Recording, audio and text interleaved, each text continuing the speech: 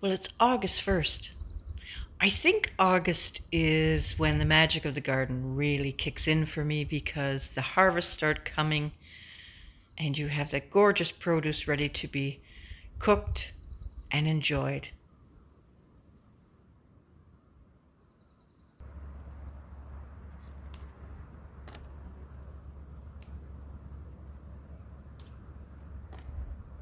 I have a gardening channel, but without a doubt, my greatest enjoyment in life is cooking and eating what you cook. I've always been like that. Gosh, I can remember, I must have been 12. Yes, I was. And I would cook for specifically my father on Sundays. He was a very busy man, but always spent Sundays with his children no matter what. And my mom had these really cool, big, I don't know if they were really old books, but they looked it. And one was sort of basic old Italian cooking, and one was French old, gorgeous cooking. They were beautiful books, and I used to love to read through them. And I started cooking, when I was 12. It just really took over, I think, then. And it got to the point where Dad would say, "Little Greta, are you going to," my mother's name was Greta, she's big Greta.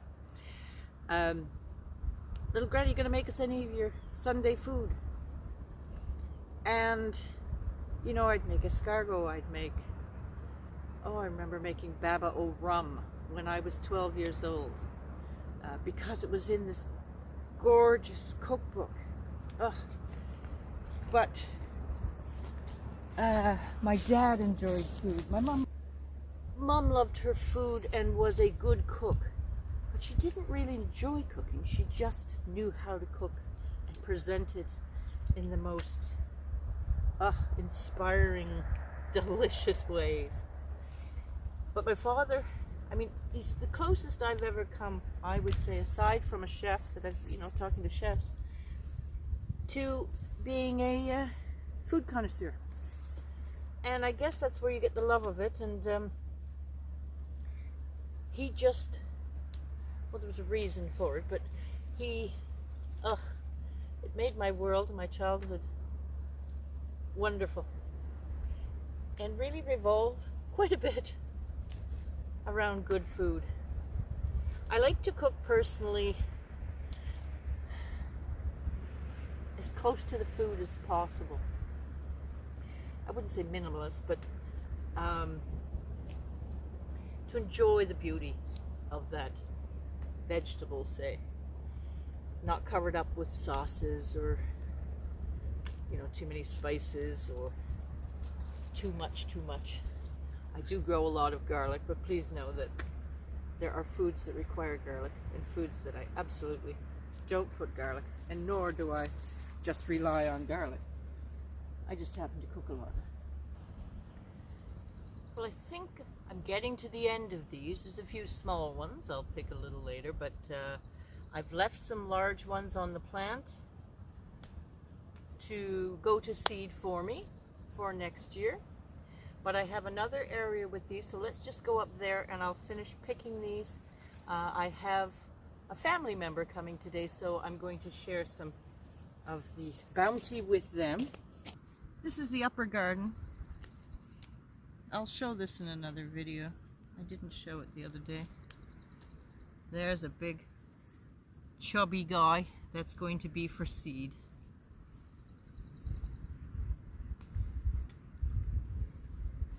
How rewarding, how beautiful are these gifts. Keep on giving. My goodness, I've had so many of these. I'm quite happy to share some at this point in time. I'm sure Bruce is too. So these are the snow peas, I should mention. I've mentioned before that I grow the globe artichoke recently, specifically from memories of dining out with my parents, pulling the bracts from that steamed artichoke and dipping it in the vinaigrette. Oh, cannot wait to see those. So always put something in your garden that's not just very important to eat, but maybe brings you some pleasure or memories. I'm going to pick this yellow summer squash, my first of the season. Beautiful. And because it's the first, it holds a lot of magic. On to my purple peas, which need to be podded. Let me open one. Show you how beautiful are these. They do make your hands go purple. Oh, I squished them. Ugh, I'm going to eat those, obviously. Yum! Aren't they beautiful?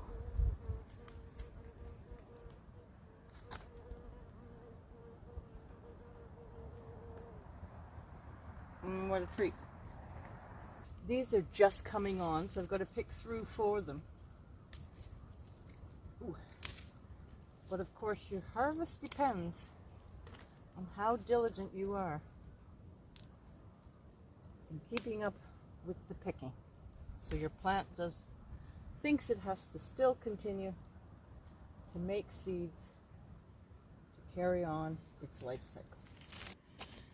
And then there's the magic of surprises in the garden. I wasn't expecting the broad beans to be quite ready, and they're at a lovely size now. So I will come back out and get more of those. Many of my beds this year are being heavily dug out all the way through, and it actually goes all the way down, by I guess it's a Carpenter bee. Actually, he looks like a bee, and he takes in little cut leaves, and I don't know, he's making something in there. Brilliant to see, amazing, but maybe not so magical for Bruce, who probably has to replace some of these beds in the near future. And then there's the jewels of the summer. I mean, and the light shines on them, my gosh.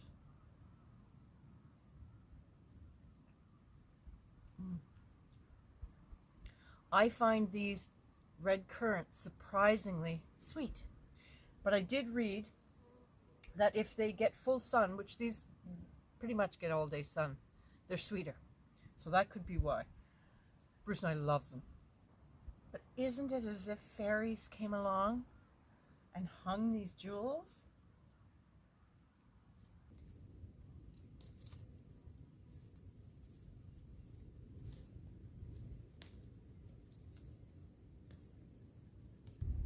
Can you see the seeds floating inside?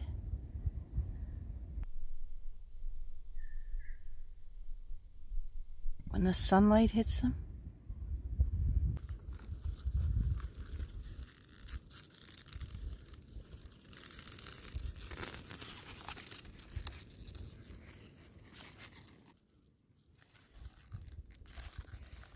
Oh, and the smell is divine.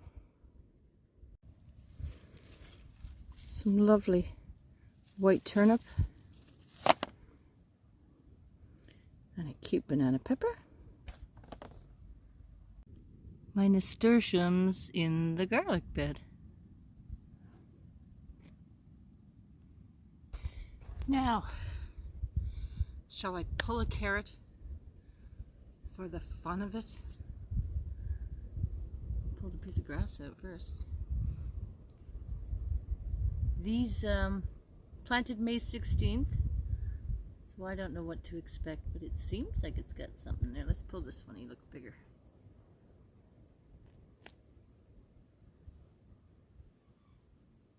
Oh my goodness. Beautiful. Actually quite perfect. The sweetness is still retained. It's not too big. Beautiful. The leeks are looking good too. Now the final pea to harvest today, and possibly one of my favorites, is the sugar snap. So good. These ones are stringless, which makes your life wonderful. And I don't forget my herbs because they input flavors and magic to any dish. So I've got a bit of parsley because I don't know what I'm cooking yet this evening. Some chives, some radish pods just to spice up something. Sage, thyme, and marjoram because I understand marjoram goes great with zucchini. Sweet marjoram.